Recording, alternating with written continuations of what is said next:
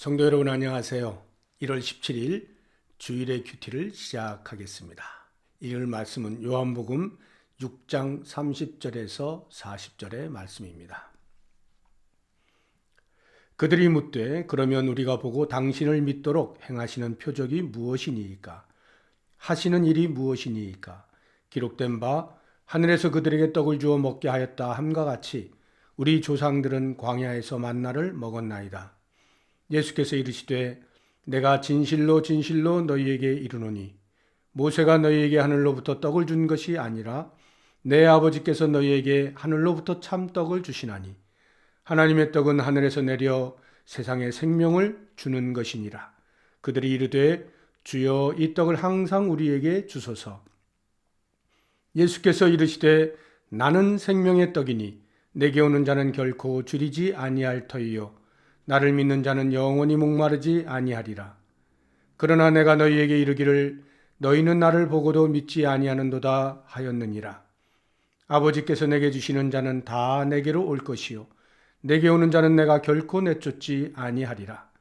내가 하늘에서 내려온 것은 내 뜻을 행하려 함이 아니요 나를 보내신 이의 뜻을 행하려 함이니라.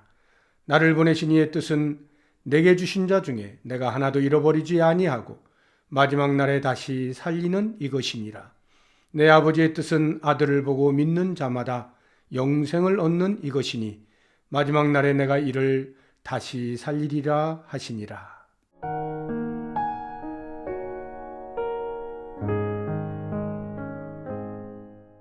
오병이어의 기적을 통해 떡맛을 본 무리들이 예수님을 집요하게 찾아다닙니다. 결국 가버나움에서 예수님을 찾죠. 떡을 구하기 위해서라면 어떤 고생도 마다하지 않는 무리들의 노력과 열성은 대단한 것이었습니다. 하지만 그들은 영적 소경에 불과하였습니다. 영생을 주시기 위해 이 땅에 오신 메시아를 눈앞에 두고도 그저 육체에 허기진 배를 채워줄 수 있는 분 정도로밖에는 인식하지 못한 것입니다. 사실 그들은 예수님께 관심이 있다기보다는 예수님을 통해 얻을 수 있는 이 땅의 것에 관심이 있을 뿐입니다. 오늘날 많은 사람들이 당시의 무리들처럼 예수님을 찾고 따르고 있지만 사실 그것은 예수님을 통해 무엇인가 내가 원하는 것을 얻을 수 있을 것이라는 잠재된 기대 심리에 기인한 것임을 부인할 수 없습니다. 외견상 예수님을 구세주로 고백은 하지만 정작 속내는 기왕에 예수님 덕도 좀 보자는 마음을 가진 성도들이 의외로 많이 있습니다. 어떤 사람은 그것이 뭐가 잘못된 생각이냐고 아예 노골적으로 항변하기도 합니다. 님도 보고 뽕도 따는 것이 뭐가 잘못이냐는 것이죠.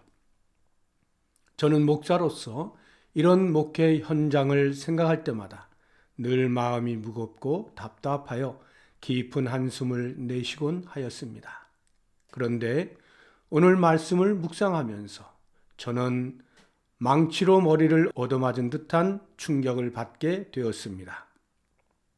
나 자신도 모르게 숨겨졌던 더러운 속내가 낱낱이 드러나게 되었기 때문입니다. 다른 사람이 아니라 내가 바로 이 무리들이었음을 알게 되었습니다. 누구보다 예수님을 잘 믿고 따르는 자라 자부해 왔지만 내면 깊은 곳에 떡에 대한 욕심으로 가득한 항아리 하나가 떡하니 자리 잡고 있음을 보게 된 것입니다.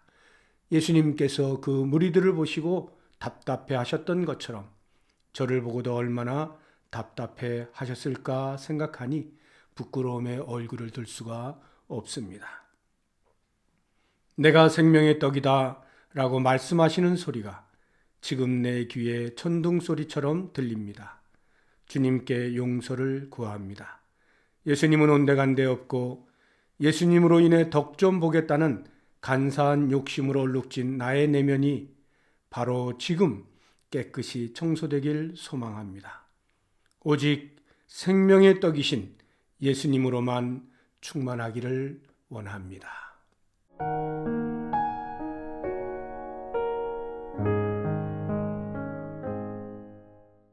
하나님 아버지, 더럽고 추한 저의 내면을 보게 해주셔서 감사합니다.